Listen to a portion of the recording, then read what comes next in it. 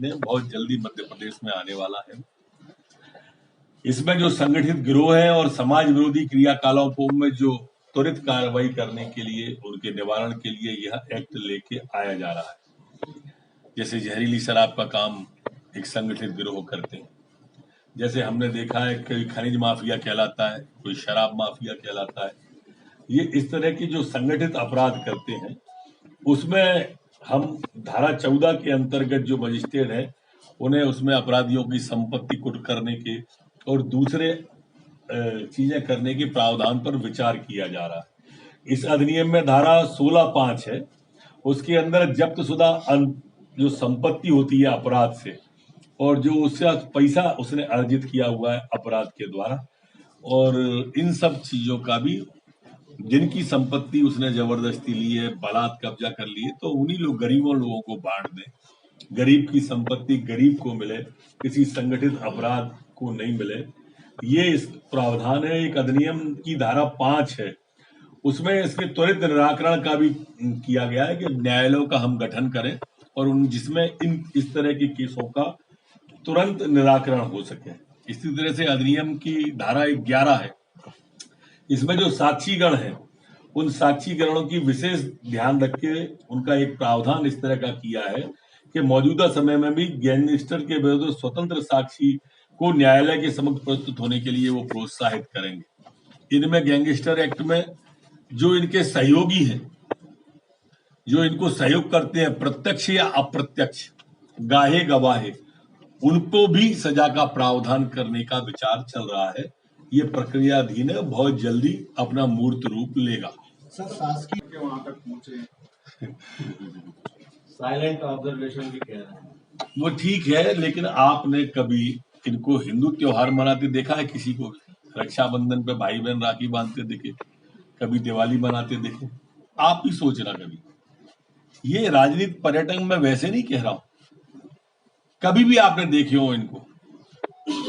ये स्वाभाविक रूप से गणेश चौथ के दिन गणेश जी के यहाँ जाना नहीं, दूसरी जगह चल देना। सब जगह जाओ आओ, अच्छी बात है, आप जाओ, लेकिन इसको सिर्फ चुनाव में मत जाओ। चुनाव के 12 महीने जाना चाहिए, हमेशा जाना चाहिए मंदिर। तो चुनाव में क्यों जाते हो?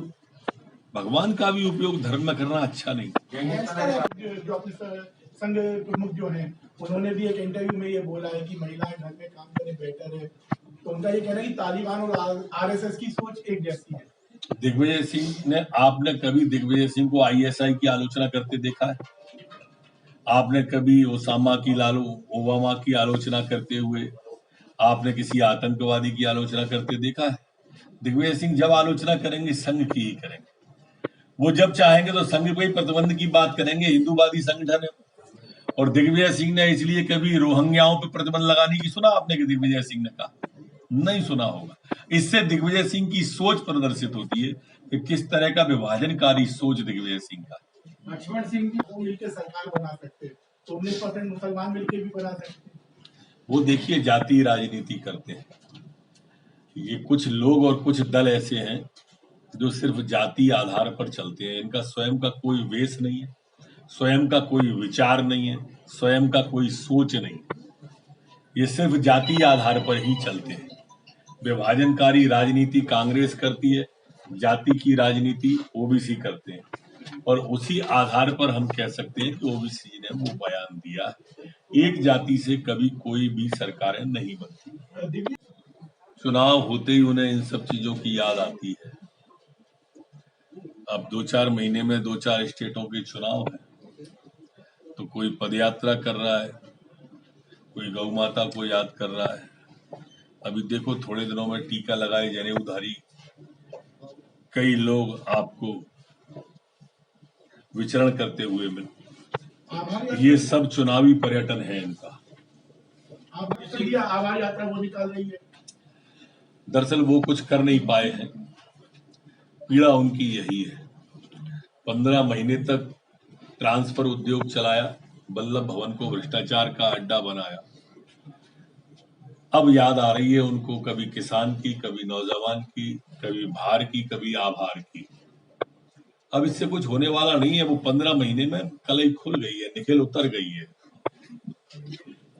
गाँव का आशीर्वाद लेने से कुछ नहीं होता, पूर्व में देख चुके हैं। सरकार जन कल्याणकारी कार्यक्रम। अब कल कमलनाथ जी दिग्विजय सिंह जी आशीर्वाद लेने गए थे, इसलिए उन्होंने कहा होगा कि इनने कुछ किया नहीं है दोनों ने, इसलिए उन्होंने कहा है काम करने से होता है। काम ये इस उम्र में अब क्या करेंगे, उनकी उम्र आशीर्वाद देने और लेने की है, तो दे रहे हैं और ले रहे हैं। लोग चुनाव से पहले उनमें मिलेगी बीजेपी अनुमति की बातचीत होगी सर की, जो भी गणेश उत्सव चल रहा है। धार्मिक आयोजन में कोरोना गाइडलाइन का पालन करके भजन हो, डीजे हो, सब कुछ बजा सकते हैं कोरोना गाइडलाइन का पालन करते हुए। बाराबंकी में उनका ये धार्मिक पर्यटन है, और जब भी कोई चुनाव आते हैं, कोई भी चुनाव आए, तब पूरी कांग्रेस यही करती है। अब देश समझ रहा है, लंबा समय हो गया उनको देखते हुए। ये किस तरह के धार्मिक लोग हैं, सभी ने देखा है। भी उसमें उपस्थित रहते हैं और बाकायदा बच्चों से सवाल भी किए जाते हैं, तो इस तरह से भाजपा की छवि खराब करने की कोशिश नहीं की जाती। इससे छवि खराब नहीं होती है मित्र, अगर बच्चों से कोई सवाल जवाब करता है और शिक्षा से संबंधित, शिक्षा से जुड़े हुए अगर उन्हें कोई बात बताता है, पूछता है, इससे एक पार्टी की छवि खराब क्यों होगी। हमसे जुड़े रहने के लिए हमारे YouTube चैनल को सब्सक्राइब करें और नई वीडियो की नोटिफिकेशन के लिए बेल आइकॉन को दबाएं। अगर आप ये वीडियो Facebook पर देख रहे हैं तो लाइक जरूर करें और ज्यादा से ज्यादा शेयर करें। धन्यवाद।